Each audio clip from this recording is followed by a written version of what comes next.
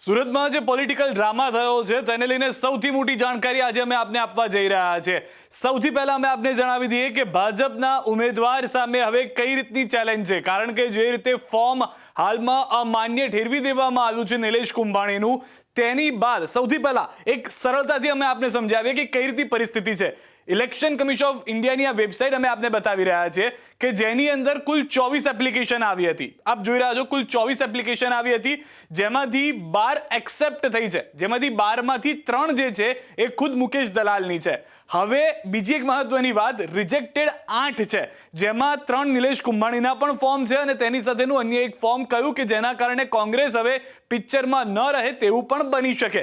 સૌથી પહેલા તબક્કાવાર અમે આપને જણાવીએ। સૌથી પહેલા આ જે ઇન્ડિયન નેશનલ કોંગ્રેસના ડમી ઉમેદવાર, જેઓએ નિલેશ કુંભાણીના ડમી ઉમેદવાર તરીકે ફોર્મ ભર્યું હતું, સુરેશભાઈ પડસાલા, તેઓનું જે ડમી ઉમેદવાર તરીકેનું ફોર્મ હતું તે રિજેક્ટ થઈ ગયું છે। બીજી મહત્વની વાત, 3 ટેકેદારો મીડિયામાં આપ સાંભળતા હશો। કેમ એવું હતું?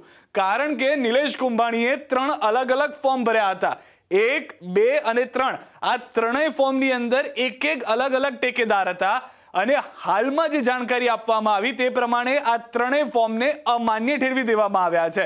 હવે કોંગ્રેસ હાઈકોર્ટ જશે, સુપ્રીમ કોર્ટ જશે અને ત્યાં જઈને લડત આપશે, પરંતુ હાલની જે પરિસ્થિતિ, જ્યારે અત્યારના તમે આ વિડીયો જોઈ રહ્યા છો, એ પરિસ્થિતિ પ્રમાણે ફક્ત 12 લોકોમાંથી 3 ફોર્મ જે મુકેશ દલાલ એટલે કે ભાજપના ઉમેદવારના છે તેને છોડીને ભાજપની સામે હવે ફક્ત 8 ઉમેદવારો બચેલા છે, જેમાં સૌથી પહેલા ઉમેદવાર છે સોહિલ શેખ, કે જેઓનું પાર્ટીનું નામ છે લોગ પાર્ટી, કે જેઓ માન્ય રહ્યા છે। ત્યારબાદ છે ગ્લોબલ રિપબ્લિકન પાર્ટીના જયેશભાઈ મેવાડા, કે જેઓ પણ ભાજપની સામે હાલમાં ઉમેદવાર તરીકે બીજા નંબર પર છે। ત્રીજા ઉમેદવાર છે ભરતભાઈ પ્રજાપતિ, કે જેઓ ઇન્ડિપેન્ડન્ટ લડી રહ્યા છે। ત્યારબાદના ચોથા ઉમેદવાર કે જેઓનું પણ ફોર્મ એક્સેપ્ટ થઈ ગયું છે, ઇન્ડિપેન્ડન્ટ લડી રહ્યા છે, અજીતસિંહ ઉમત, કે જેઓ પણ છે ત્યાં આગળ ભાજપની સામે। ત્યારબાદ છે બહુજન સમાજ પાર્ટી એટલે કે બીએસપીએ પોતાના ઉમેદવાર રાખ્યા છે પ્યારેલાલ ભારતીને, કે જે પણ હાલમાં ભાજપની સામે છે। ત્યારબાદ વધુ એક ઇન્ડિપેન્ડન્ટ ઉમેદવાર છે કિશોરભાઈ દાયાણી, કે જેઓ હાલમાં ઇન્ડિપેન્ડન્ટ ઉમેદવાર તરીકે છે। વધુ એક અને સૌથી અંતિમ હાલની જે પરિસ્થિતિ છે, જેમાં નિલેશ કુંભાણીના ફોર્મને અમાન્ય રાખવામાં આવ્યું છે, ત્યારે સૌથી અંતિમ ઉમેદવાર છે ઇન્ડિપેન્ડન્ટ બારૈયા પરસોત્તમભાઈ, કે જેઓ રમેશભાઈ પરસોત્તમભાઈ, કે જેઓ ભાજપની સામે છે। બાકીના જે 3 ફોર્મ છે ભારતીય જનતા પાર્ટીના મુકેશ દલાલના છે, કે જે 3 માન્ય થઈ ગયા છે। હવે અહીંયા આગળ પિક્ચર એ જામ્યું છે કે જે અલગ અલગ પાર્ટી તરફથી વાત, કેમ કે એક સરદાર વલ્લભભાઈ પાર્ટી તરફથી પણ ઉમેદવાર, અંતિમ ઉમેદવાર કે જે પણ ત્યાં આગળ છે તે છે અબ્દુલ હમીદ ખાન।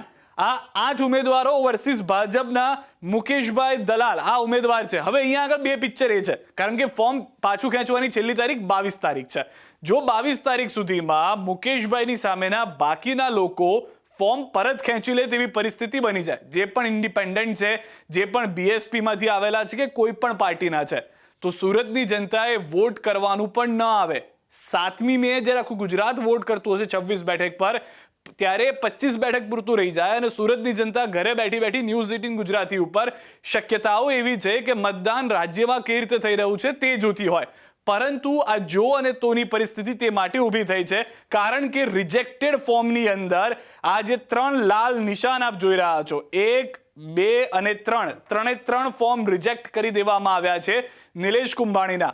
અહીંયા આગળ એક ઝટકો લાગ્યો 3 ટેકેદારોનો, ત્યાં બીજો એક ઝટકો એ પણ લાગી ગયો, કારણ કે તેમાંના જે ટેકેદાર કે જેઓ ડમી ઉમેદવાર તરીકે ફોર્મ ભર્યું હતું, સુરેશભાઈ પડસાલા, તેઓનું પણ ફોર્મ રિજેક્ટ થઈ ગયું। એટલે કે કોંગ્રેસ પાસે હવે કોઈ વ્યક્તિ બચ્યું નથી કે જે ત્યાં આગળ હોય અથવા તો ઉમેદવારી કરી અને તેઓ લડી શકે। સૌથી વધારે મહત્વની વાત એ છે કે 22/4/2024 દિવસ મહત્વનો તે માટે, કારણ કે જો એ 22/4 એટલે કે સોમવાર સુધીની અંદર કોઈ પણ અન્ય ઉમેદવાર કે જેઓ 8 ઉમેદવારે ફોર્મ ભર્યા છે તે પાછા ખેંચી લે છે, તો મુકેશ દલાલ એકમાત્ર બચશે, એટલે કે ભાજપ એકમાત્ર બચશે અને તે બિનહરીફ પણ થઈ શકે એમ છે। પરંતુ આ જો અને તોની વાતની અંદર એ પણ મહત્વની વાત છે, કારણ કે નિલેશ કુંભાણી હાઈકોર્ટ જઈ રહ્યા છે।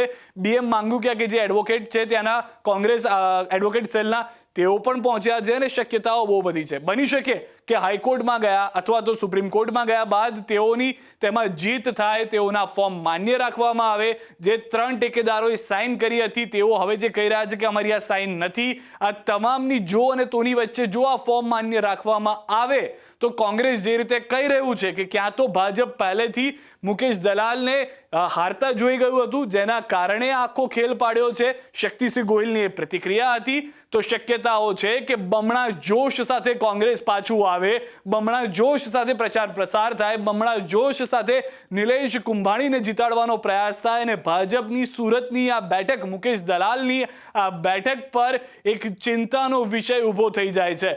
તો હાલમાં જે પરિસ્થિતિ આપ જોઈ રહ્યા છો, 8 ઉમેદવાર કે જેમાંથી નિલેશ કુંભાણીને જો બાકાત કરવામાં આવે તો 8 ઉમેદવાર પણ 22 તારીખ સુધીમાં ફોર્મ પરત ખેંચી લે તો આખું એક પિક્ચર બદલાઈ જશે. અને આ પિક્ચર બદલાતાની સાથે જ નિલેશ કુંભાણી જો હવે ચૂંટણીમાં નથી આવતું તો ભાજપની જીત અહીંયા આગળ આસાન અથવા તો બિનહરીફ પણ થઈ શકે છે. પરંતુ જો અને તોની વાત, શક્તિસિંહનો જે દાવો છે કે નિલેશ કુંભાણી જીતે છે, ફોર્મ ભરાઈ જાય છે, તેને માન્ય રાખવામાં આવે છે કોર્ટ તરફથી, તો અહીંયા આગળ મુકેશ દલાલ માટે ખતરો હોઈ શકે તેવી પરિસ્થિતિનું પણ નિર્માણ થઈ શકે છે. રાહ જોવાની છે 22 તારીખની ફાઇનલ ડેટની કે જેમાં બાકીના ઉમેદવારો શું કરે છે અને સાથે રાહ એ પણ જોવાની છે કે હાઈકોર્ટ અથવા સુપ્રીમ કોર્ટ તરફથી નિલેશ કુંભાણીના જે ફોર્મ અમાન્ય ઠેરવવામાં આવ્યું છે તેને લઈને શું નિર્ણય આવે છે.